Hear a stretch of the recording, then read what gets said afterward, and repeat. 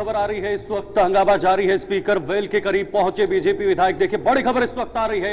BJP प्रस्ताव का विरोध कर रही है और लगातार इस प्रस्ताव का विरोध हो रहा है। डिप्टी सीएम सुरेंद्र चौधरी ने प्रस्ताव लिया है और आपको बताना चाहेंगे जम्मू कश्मीर विधानसभा में हंगामा जारी है और बीजेपी की तरफ से लगातार स्पीकर वेल के करीब पहुंचने की कोशिश की जा रही है और साथ ही साथ इस प्रस्ताव को लेकर उनका विरोध भी जताया जा रहा है। बिल्कुल शीतल, आपको बता दें कि ये सब सिनेरियो देखते हुए इस वक्त जो है सत्र को 1 घंटे के लिए रोक दिया गया है और उसके बाद जो है ये सेशन शुरू हो सकता है, क्योंकि सुबह से ही इस हंगामेदार सेशन का अंदाजा लगाया जा रहा था। लेकिन इस तरीके से विरोध ऑपोजिशन पार्टी भी करेगी वो अब देखने को मिल रहा है। और लगातार पहले दिन से ही जब से विधानसभा सत्र शुरू हुआ है साफ तौर पर देखने को मिला, स्टेटहुड का मुद्दा हो, 370 का मुद्दा हो, हंगामा जमकर हुआ है। प्रस्ताव आगे रखे गए लेकिन विरोध भी बराबर का किया गया और इस वक्त साफ तौर पर आप देख सकते हैं कि जहां पर स्पीकर वेल के सामने जो है लोग पहुंच चुके हैं और लगातार आर्टिकल 370 को लेकर अगर बात की जाए उसका प्रस्ताव रखा गया, उसको जारी करने के लिए प्रस्ताव रखा गया। लेकिन दूसरी तरफ ये भी देखने को मिला कि हंगामा जमकर हो रहा है। हमारे साथ बीजेपी के प्रवक्ता अभिजीत जसरोटिया जुड़ चुके हैं। स्वागत है आपका। सबसे पहले बहुत बहुत धन्यवाद जुड़ने के लिए। अभिजीत जी, सवाल ये उठता है कि एक तरफ जहां पर प्रस्ताव रखा जा रहा है, क्योंकि इनके मैनिफेस्टो में, पार्टी के मैनिफेस्टो में ये था, दूसरी तरफ भारतीय जनता पार्टी जिस तरीके से विरोध कर रही है, केंद्र सरकार कह रही है सही समय होगा देगा, तो क्या कुछ लगता है ये राजनीति किस तरीके से चल रही है और ये जिस तरीके से सेशन हंगामेदार हो रहा है इसका क्या कुछ नतीजा निकल कर आएगा? देखिए, मैं तो मुद्दे पे 370 का जो प्रस्ताव आज लाया गया उसी के ऊपर बात करना चाहता हूँ।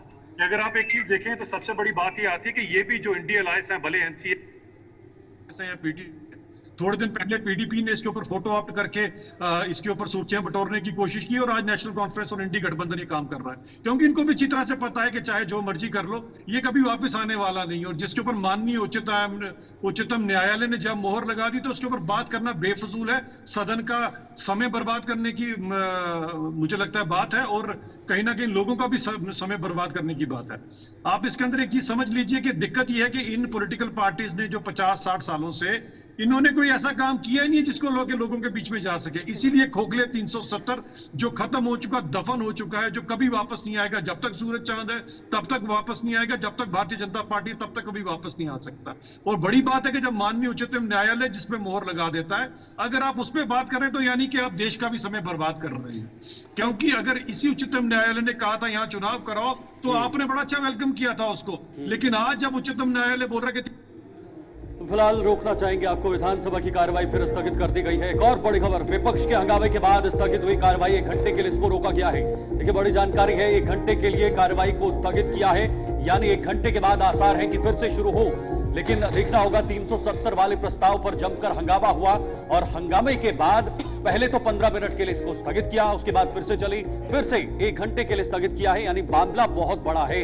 धारा 370 का जब 2019 में केंद्र सरकार द्वारा धारा 370 को इसमें अमेंड किया गया था और उसके बाद अब नेशनल कॉन्फ्रेंस के मैनिफेस्टो के प्रमुख वादों में धारा 370 या फिर जम्मू कश्मीर के स्पेशल स्टेटस को लेकर बात हो रही थी। और आज जबकि तीसरा दिन यह विधानसभा का सत्र चल रहा है और इस विधानसभा सत्र के तीसरे दिन के पहले ही घंटे के अंदर इस प्रस्ताव को पेश किया गया। प्रस्ताव पेश करने के बाद बीजेपी के विधायकों ने यानी ऑपोजिशन ने जोरदार हंगामा किया, उसके बाद प्रस्ताव को पास भी कर दिया गया और हंगामा जारी है। अब फिलहाल 1 घंटे के लिए इसको स्थगित किया है। अभिजीत जसरोटिया जी हमारे साथ बने हुए हैं। अभिजीत जी, ये मैनिफेस्टो का एक प्रमुख मुद्दा था और हमने पहले ही दिन देखा जब पीडीपी की तरफ से रेजोल्यूशन आया, उसके बाद अब नेशनल कॉन्फ्रेंस ने तो लाना ही लाना था क्योंकि ये उनका घोषणा पत्र का एक अहम हिस्सा था और आपकी तरफ से भी विरोध जारी है। देखिए शीतल जी, ऐसा कि घोषणा पत्र में अगर आप जो चीजें लिख रहे हैं, सबसे पहली बात है कि आपको भी पता है कि 370 के ऊपर बात करना बिल्कुल बेबुनियाद और बेतुका है, क्योंकि ये पार्टी भी अच्छी तरह से जानती है कि ये कभी वापस नहीं आने लगा। जब तक सूरज चांद है, जब तक भारतीय जनता पार्टी कभी वापस नहीं आ सकता। लेकिन वो करें क्या? 50-60 सालों से कोई ऐसा काम किया होता जिसे लेके लोगों के बीच में जाते तो उनके पास भी होती बात करने के लिए। तो मतलब अभिजीत जी, जब तक बीजेपी है तब तक धारा 370 वापस नहीं आ सकता, अगर कांग्रेस की सरकार बनती है तो वापस आ जाएगा? देखिए, सबसे पहले तो दूसरा वाला काम वो भी कभी पूरा नहीं होने वाला, क्योंकि भारतीय जनता पार्टी सबका साथ, सबका विकास। सुप्रीम कोर्ट की तरफ से इस पे मोहर लग गई है संवैधानिक रूप से, तो क्या फिर कांग्रेस सरकार बनेगी तो वापस आएगा धारा 370? देखिए, वो भी कांग्रेस वाले भी अच्छी तरह से जानते हैं कि कभी नहीं आएगा, लेकिन बात यही आती है कि ये लोग अगर ऐसा करना चाहते हैं तो उनकी मंशा क्या है, मुझे बताएं। क्या वेस्ट पाक रेफ्यूजीज को जो उनके हक मिले हैं, जो 60-70 साल से कांग्रेस और नेशनल कॉन्फ्रेंस ने उन्हें एलियंस की जिंदगी बताने पे मजबूर किया था, क्या उनसे फिर से हक छीन लेंगे? जो हमारी बच्चियों को, जो महिलाओं को उनके हक मिले से 370 के जाने से, क्या फिर से उनसे हक छीन लेंगे? कि पाकिस्तान से आई हुई जो लड़की होती थी या किसी कोई शादी करके लाता था वो यहाँ की नागरिक बन जाती थी, लेकिन मेरे जम्मू कश्मीर की बच्ची अगर बाहर जाती तो उसकी नागरिकता छीन ली जाती थी। तो इस तरह का ड्रैकोनियन कानून क्या चाहते हैं, वापस आ जाए? ये क्या चाहते हैं वाल्मीकि समाज जो पढ़ लिख के उनके बच्चे चले गए हैं, आज फिर से वही काम करे जो 60-40 साल से उनसे करवा रहे थे? ये अगर इनकी इस तरह की मंशा है तो एक बात याद रखिएगा, भारतीय जनता पार्टी का प्रत्येक जो एक विधायक वहां पर खड़ा है, इसको कभी नहीं होने देगा। और अगर आपको याद होगा माननीय गृह मंत्री जी के लफ्ज, मैं आज उनको फिर दोहराना चाहता हूं कि जान दे देंगे लेकिन इसको वापस नहीं आने देंगे। तो बिल्कुल अभिजीत जी, जिस तरीके से आपने कहा कि 370 वापस नहीं आ सकता, अब ये माना जा सकता है कि पार्टी में मैनिफेस्टो में सबसे पहले ये रखा गया और ये गड़े मुर्दे जो है वो उखाड़े जा रहे हैं और कोई मुद्दा नहीं है तभी ये आगे रखा जा रहा है, बार बार हंगामा क्रिएट करने की कोशिश की जा रही है क्योंकि बाकी मुद्दे जो है वो कहीं ना कहीं हट चुके हैं। देखिए, मैं तो पहले एक चीज कहता था कि कांग्रेस का हाथ जो है वो इन्हीं के साथ है, ऐसी ताकतों के साथ है जो हमारी बच्चियों के, वाल्मीकि समाज के, वेस्ट पाक रेफ्यूजियों के हक छीनना चाहते हैं। और यहां तक जब कांग्रेस ने एनसी के मैनिफेस्टो पर मोहर लगाई थी तो ये तो ऑटोनॉमी की तरफ भी बढ़ने की बात कर रहे थे।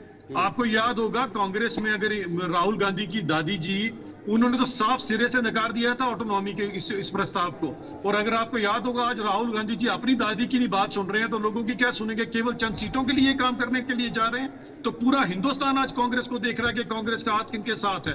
और मुझे लगता है ये एक्सपोज करना हर चैनल का और हर एक का यहाँ पर एक दायित्व भी बनता है कि हम अपने लोगों के साथ नाइंसाफी ना होने दें। हमारे 28 के 28 विधायक आज वहां पर खड़े हैं तो पूरे हिंदुस्तान के लिए खड़े हैं, पूरे लोगों के लिए खड़े हैं, हमारी बच्चियों के लिए खड़े हैं, हमारे विधायक वाल्मीकि समाज के लिए खड़े हैं, वेस्ट पाक रेफ्यूजीज के लिए खड़े हैं। लेकिन अभिजीत जी, उसके बाद भी आप कश्मीर के लोगों में विश्वास दिलाने में असफल क्यों रहे पिछले 5 सालों में? शीतल जी, देखें, अगर आप वैसी बात करते हैं तो मैं एक बात बताना चाहता हूं कि भारतीय जनता पार्टी इन चुनावों में सबसे बड़ी पॉलिटिकल पार्टी बनकर उभरी है। 1.5 लाख से ज्यादा वोट हैं जो हमने नेशनल कॉन्फ्रेंस से ज्यादा ली हैं। यानी कि जो इनका ये कहना कि लोगों ने 370 के अगेंस्ट वोट दिए तो सबसे बड़ी पॉलिटिकल पार्टी तो भारतीय जनता पार्टी बनकर उभरी है। जो 3 दिन पहले फोटो ऑप्ट के लिए पीडीपी वालों ने जो प्रस्ताव यही लेकर आए थे, तो आपको पता होना चाहिए पीडीपी जो 370 की बात करती है, इनका तो पिछले बारी के स्कोर से 10% भी वोट इनको नहीं मिले हैं। तो ये कौन सी दलील लोगों को दे रहे हैं? अरे लोग अमन चाहते हैं, सुकून चाहते हैं, तरक्की चाहते हैं। लोग चाहते हैं कि 2.5 करोड़ जैसे सैलानी है इससे आगे जाएं। लोग G20 यहां पर चाहते हैं। और इनकी एक पॉलिटिकल पार्टी जो पाकिस्तान के यहाँ पर समर्थक भी कोई पॉलिटिकल पार्टी जहां बैठी है वहां कोई T20 करवा के राजी नहीं है। यहाँ G20 आज हो रहा है, यहाँ तरक्की हो रही है, लोग तरक्की चाहते हैं, लेकिन ये पॉलिटिकल पार्टी मुद्दा ही नहीं है। जब आपकी तरफ से एलओपी अपना संबोधन या इसका विरोध कर रहे थे सुनील शर्मा, उन्होंने कहा कि ये कोई बिजनेस का हिस्सा नहीं है। यानी उनका कहना था कि जस्ट धारा 370 को इन्होंने एक तरफा रखा था ताकि इनका व्यापार चले, ताकि इनकी दुकानें चले, वो उन्होंने कहा। लेकिन दूसरी जो बड़ी मजबूरी है, क्या पॉलिटिकल दृष्टिकोण से भी ये उनके लिए एक बहुत बड़ा मुद्दा है राजनीति के लिए? देखिए, उनके लिए मुद्दा, मैंने आपको जो पहले भी कहा, उनके लिए मुद्दा एक ही है कि अब वो बात क्या करें। कोई 60 साल में इन्होंने भी कोई G20 करवाई होती, कोई इन्होंने भी जैसे यहाँ पर अभी कार रेस हुई है कोई ऐसा काम करवाया होता, कोई इन्होंने बड़े कोई पुल बनाए होते, इन्होंने कोई टनल्स खोली होती, कोई एम्स बनाए होते। IIM तो लोगों के बीच में जाते। 60 साल सिवाय लूट खसूट के आपने कुछ किया नहीं।